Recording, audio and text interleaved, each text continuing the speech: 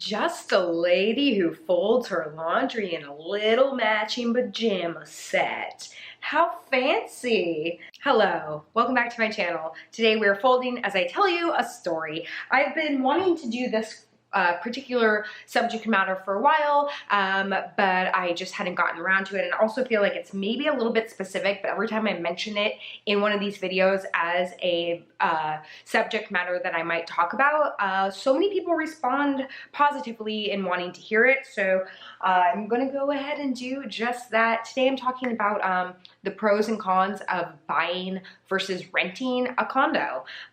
Very specific, and also I am very aware of how lucky, privileged, and fantastic I am. No, I mean, how amazing even to be able to talk about this is such a privilege, and I feel very, very lucky. So by far, this is one of the biggest things I've ever done in my life in terms of purchases, in terms of adulting, all that. So I just wanted to share my experience. This is just my experience. This is just what I went through. So take everything with a grain of salt. Shall we begin? So it all began years ago. I believe 10 years ago, I moved into this place as a renter. This is a 2-bedroom, 2-bathroom condo in a really nice part of town, kind of like a hip part of town. Lots going on around me, and it's a really cool building. There's 12 units, I think, in this building, so it's relatively small compared to a lot of the buildings here in Los Angeles. And everyone in this building is like a young professional for the most part. We have a few families, but mostly everyone is kind of sort of like, I don't know if everyone's in the business, but, you know, just sort of like-minded, similar sort of people. And we all look out for each other, which is wonderful, and the building is secure, and the whole thing. Like, the setup here is so great. So I was renting for, I want to say, like 4 years. My landlords were a couple who had 2 kids who were the original owners of this unit. This whole place is like, I think it's like only 20 years old. And the guy that I was renting it from, or the owners that I was renting from, the male in the couple, he was an architect and he worked on a bunch of projects. And so he would take leftover materials on projects and bring it here and upgrade this place. So my particular unit has a lot of upgrades that weren't necessarily, or didn't necessarily come with the condo. So my place looks a little bit different than other people's. Now, since then, people have done a lot of really great upgrades. I've had the privilege, I'm friends with most of the people that live here, so I've had the privilege to see into their places and really sort of assess who's done what, and there's been some great work done. Anyways, so when I was renting this place, I mean, that was like 10 years ago. Rent was so much cheaper. Like, even I came from my place in West Hollywood. If you guys remember, if you have been around that long, the last apartment I was in that I started my YouTube channel in, oh, I miss it. Oh, I mean, I love this place, but like such fond memories of that apartment. It was so colorful and it was such a vibe. It was my first place that I had to myself. And that place was pretty big. It was like a 1-bedroom, 1-bath, but it was a big one. Had a balcony. It was like upstairs. It was a really, really killer place. Think fondly of it. And like at the time, I think it was like $1,100. Like, it was something insane, which maybe that doesn't sound insane to you if you don't live in a like metropolitan city. But here in LA, like I think now that apartment probably goes for like $2,400 a month, like minimum. Anyhow, so when I came into this place, I was renting, and gosh, I can't remember what the original rent on this was. It was still not that much. It just wasn't that much. And the great thing about renting is that, I mean, anytime anything broke, they would come in and fix it. So I would call the landlord. You guys know this. I'm not like telling you anything that you don't know, but I would call the landlords and say, like, you know, whatever, the dishwasher is broken, and then they would come in and they would replace it, and I didn't have to cover that. I had to cover like a few things. I'm trying to think of like what was something like if okay, like I had to bring in my own washer and dryer. So when my washer and dryer broke, which it did, I had to like obviously pay and replace that, which is such a pain in the butt. But mostly the pros of renting is that they dealt with all that. They also dealt with the HOA. HOA is the Homeowners Association. If you live in a condo, you're probably very familiar, or like a community, like a gated community. I'm guessing like townhomes. I've never lived in a townhome, but something like that, where like basically everyone pays into the association, and then that pays for like the gardeners, the roof, if the roof were to have any trouble, anything like kind of on the exterior of your building. And so when I was renting, they were dealing with that. They were actually paying that. They didn't charge me enough, so they were paying their HOA dues, which was, I guess, not the best move on their behalf, but I got to profit from that. But they were like, you know, on the board and stuff, because when you're a renter, you can't do that. So there was a lot of like great things about just renting. I got to live in this beautiful home, but there was like no stress in terms of overhead other than my rent and then my bills. And so that was all fine and dandy until, you know, 4 years in, they were like, hey, we're ready to like sell. Like, this isn't profitable for us anymore. We're actually paying more. Like I said, like we would like to buy a house eventually, and like we can't do that. We like need basically the money to put a down payment in at a house. And so I panicked, as you do, because first of all, I'm a creature of habit. I like kind of staying where I am. I'm not one to pop around a bunch, you know, like I know some people that like are more comfortable moving frequently. I'm just not like that. I like to like hibernate in and like make my home and like stay in it, like make my nest and stay. And so I remember like really panicking, and then they started talking about like, okay, well, we're gonna have to have like pictures taken of like all my stuff in it, and like we're gonna have to have people walk through, and like all that was starting to make me feel really uncomfortable. And so I was like, well, I guess like now's the time. Like at that time I was lucky enough, boy, was I lucky enough to have the capital to talk about buying a place. And I mean, now I wouldn't be able to do it, not only because the cash flow isn't as strong, but because the market is so much different now. This was so long ago when things weren't as expensive. And so I started looking around, and I actually found a house. It was such a cute little house. It was like this Spanish style home. It was small, but it was like every detail was perfect. And I was like, you know what? Like, now's the time. I'm being forced out anyways. So instead of continuing to rent, maybe I should invest in something, because, you know, I'm not really good at stocks. I don't really understand all that stuff. And I probably should consult with, or I probably should have consulted with like a money manager. I just had my accountant. And so I was like, you know, I do know the one thing that I feel confident investing in is property. You know, whatever, everyone has their own theories, but I always like learned that, and I always like believed that. And so I was like, okay, now's the time. So we go, my parents were helping me like with these decisions, because this is like big stuff. And I guess, man, I must have been in my early 30s when that was.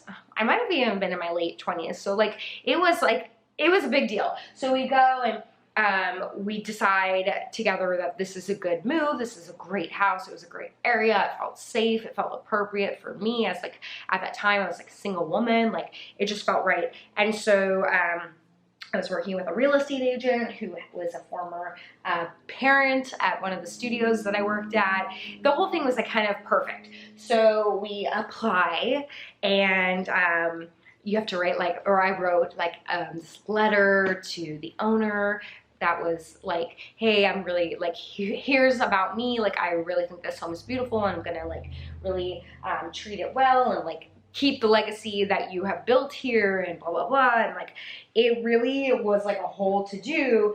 And then I got word that I didn't get it. I was like second on the list. The person above me like totally outbid me. And I think they were gonna like pay cash. If you have ever like been in this market and tried to buy a home, it is hands down the most stressful thing I've like ever done. I can't even put it into words, but right now my friend of mine just bought a house, and so I went through the journey with her, or like second-handedly went through it with her, and like she was so stressed, and like I remember it so specifically. It's such a specific feeling that you like don't know until you're there, but like, oh, prepare yourself. There is a light at the end of the tunnel and you will get through it. It's just like, it's a lot. So that ended up not working, obviously, and I was pretty bummed about that. Although in the grand scheme, like now that I think about it, I almost feel like this place has more space. That did have a great backyard and a front yard, but like I'm wondering now that obviously I'm married and I have a partner, how we would have fit into that home if it would have been conducive to like our living situation, because it's so great here the way we have it. Anyways. So there's this crunch now where I'm like, okay, well, I didn't get that, and now they're ready to like put this house up on the market, and I thought, you know what, this is a really great spot. And you guys have seen in pictures and mostly through video and stuff, like this is a really great spot. I feel really comfortable here. It's safe, like the whole shebang. And so I was like, I think I should just buy this place. I'm already here, like I have an in with these people. It would be easier for them too, because to put up your house for sale, it's like a whole thing. You have to spend all this extra money, like it's a whole thing. And so, gosh, I don't remember like the sequence of events, but I remember telling them like, I'd like to purchase this from you. And they were thrilled, obviously, and they wanted to give me a good deal because it would help them out tremendously, take a lot off of their plate, a lot of steps, a lot of additional costs, blah, blah, blah. And so my real estate agent came in, and you have to do like inspections. So you have an inspector come in and look at like everything, making sure like there's no mold, checking out like the fireplace, like all these things. It's like a whole to do. And then you have to get a proper loan, which was like a whole thing. Like the paperwork is like stacks and stacks and stacks of paper. And it's just like, if you guys know the stress of money, like generally speaking, it's like that on crack. Like the amount of stress and like the numbers that are like rolling in, and the amount of like information and like, hey girl, like back history they need on you, and like the whole thing was like, I was like pulling my hair out. It was it's such an intense process. Again, I'm curious if any of you have done it, like let me know if you know what I'm talking about. Like it's just a lot. It's just so much. But on the plus side, I was really proud of myself because I did it all on my own. I mean, obviously I had like a real estate agent, but like I was able to financially do it all on my own, which is probably the greatest accomplishment of my life thus far. I'm not even kidding. Like I'm so proud of myself that I was able to do that. It was such a goal. Actually, I don't even know if I had it in my mind as a goal, as something that I could do all by myself. But now looking back, I'm like, what a goal I achieved. I don't even think I set myself up for that goal because it seemed like something so out of my realm. So anyways, finally all went through and I became an official owner. And so now I can talk about what it's like to own a condo and how that compares to my experience, like I said earlier, about renting. And I think that it was like one of the best moves I've ever made, honestly. Like probably one of the greatest moves I ever made, and I made it at a time when I could. So listen, if you're not 100% like feeling stable about your financial situation, it's not good because again, it's like so stressful, but at the time I was able to. So I'm so glad I did, because now I'm at a place where I know exactly like my costs, I know exactly everything, and there's like security in this. Like also, I mean, these places have gone up in value like tremendously. that's besides the point. I mean, I guess that's not besides the point. That's why you did it, right? Like you invested, and like I think my investment ultimately will end up paying out if and when I end up selling this place or even renting this place out, because like there's a few renters in here and I know the people that are renting are paying way more than I used to pay. But there's definitely a security in it where it's like, even in months when I'm, or years when I'm struggling, or like kind of doing the paycheck by paycheck kind of thing, or feeling insecure, whatever the case is, like I know I have this place and I've worked it out that I know like what each month is gonna look like here, and like it's here. You know what I mean? Like I'm here, we're here, it's safe, we're good. You know, unless something like totally catastrophic happens and I'm really screwed, then we'll cross that bridge. But even with that, it's like, well, I can sell this and then use that money and blah, blah, blah. So I think like the security that comes with ownership is amazing, especially because I was able to afford this and get a good rate, et cetera, et cetera, et cetera, et cetera. I didn't buy above my means. So I know I can handle this. Like I imagine if I had sprung for like, you know, a mansion or something, I would really be in trouble. But this is like such a manageable thing for me that there's security in that. And so I'm really grateful, like really grateful for that. Also now I'm like part of the HOA, so I have say in like what our building does and what we invest in, and you know, I'm sort of like in the know, and I think that I personally like that because that's like a element of control of my space and my living situation that I really like.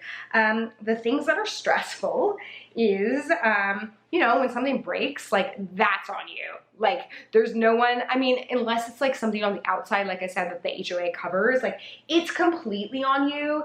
And unless you're like, you know, saving for that, like it could sometimes be something that you were not expecting. Like last year, right when summer hit, our air conditioner broke, and like, holy crap. Air conditioners are very expensive, especially in the summer, especially here in LA, and you like can't not have one here, especially in this area that I'm in. It's extremely warm, and so unless you set aside money for that or have insurance specifically for appliances and stuff, like you kind of like are screwed. And so I had to very much figure out how to make that work when that happened. I mean, luckily now I have a husband who helps out, you know, so that makes it a lot easier. But definitely like knowing that you are going to have to cover anything that goes wrong in your place is a whole different ball game for renting. So my suggestion is, if you can, put aside some money for like incidentals that are gonna naturally occur, because this place is like 20 years old. I think it's a relatively like new building, but you know, after 20 years, things definitely do start falling apart. So if you are handy yourself, that's super helpful. I'm trying to learn, as you guys saw. I've been working on like trying to do some stuff on my own and learn how to fix stuff on my own so I don't have to hire someone all the time. But I would say, like, of all things, that's really like the worst part about owning, is that you can't really turn to anyone to help you. Like, it's all on you. Yeah, other than that, I really do think this was like the greatest choice and the greatest accomplishment thus far. I don't know what's next for us. I mean, obviously, like, we've talked about this before on camera and stuff. We're ready to like start a family and get that all going, and like, you know, we can absolutely live here. They're, like I said, the people that I was renting from before, they had kids here and those kids grew up here. So there's definitely that option. I think we would love to have a home with a backyard and do that thing, and maybe somewhere a little bit quieter. But that's like, you know, on our vision boards. So when that time comes, we'll see how that fares. But even the thought of that, again, the only real fear that I have is like, well, two. One, we know our overhead here, so like it makes sense. Like, we've got a routine down here, so it feels very stable. But two, I'm just afraid when you move into a house, the chances, like anything bigger than this, the chances of something going wrong are pretty good. Pretty good. And so the thought of like having to be responsible to fix anything that went wrong just feels like so unmanageable at this moment. So we'll see. I don't know if this was helpful in any sort of a way other than like, I guess the one lesson I've learned is like, you just have to be practical with or realistic about like what one, your needs are, and two, what you can afford and what you can like handle. And really like, renting was fabulous and is even like, sometimes we're like, should we just like rent a house and like not have to deal with like all that stuff? Like renting actually like really is fabulous in that like, again, you just don't have to be responsible for the majority of things, which takes such a stress off of it. The only like negatives, in my opinion, on renting is one, and this actually happened to my mom several times. It's like your renter could very easily, and it obviously happened to me, be like, I'm gonna sell now. And then it's like, well, great, we have to pick up and move again. If you're flexible in that regard, then by all means, it's probably a great move for you because it's just so, you know, easy. It's just so much easier in terms of responsibility. You just need to know that you might have to pick up and go at some point, find another place.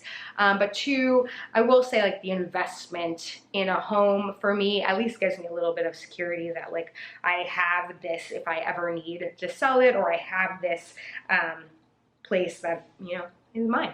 On my own. Man, I washed this with that green blanket, and that green blanket, I mean, I've washed it for like years and it still sheds. It drives me nuts, but it's such a good blanket, I can't get rid of it. Also, these are new. I got them on Amazon. So yeah, that's my theories. I'm curious to hear your thoughts. I remember like there was like a thing going around a while ago where people were like saying like, I feel like it was like with Trish, but I feel like it was also like a bigger issue where people are like, if you, oh, she rents, she doesn't own.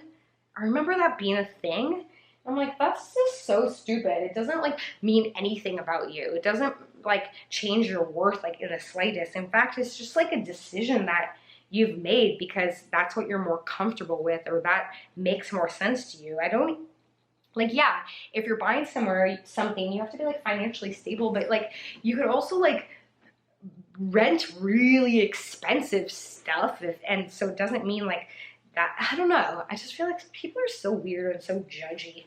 Ugh, you know what I mean? So judgy, all these people. You gotta just do what makes most sense for you. And it's okay if that continues to change, or if you change your mind, or, you know, depending on the year, depending on the month, depending on the season. I mean, really, especially with real estate, it changes all the time. So, you know, don't be too hard on yourself if you feel like, oh, all my friends are buying houses and we can't. Like, I would say like half my friends are definitely still renting and they have families. You know what I mean? It's like everyone's priorities are a little bit different, but this is just my experience. And like I said, I'm grateful for this home, and I couldn't do it right now. Like I literally could not even buy this house right now or this condo right now. So like, I'm just grateful that I got in when I could. And I'm grateful for my friends and family to like guide me through the process because it was very stressful. But yeah. And that's it. I mean, you know, I'm just holding on hope that my dishwasher doesn't break anytime soon because I don't want to have to deal with that. I do not want to have to deal with that. You can get homeowner's insurance or you can get appliance insurance, but I never did that. And I don't, you know, I guess I can look into that. You know, there's a lot of paperwork, a lot of details. But one step at a time, just adulting the best I know how, including folding laundry on camera. It's so much easier when I do it with you guys. Anyways, I hope this was helpful, entertaining, I don't know. Whatever the case is, let me know in the comments below.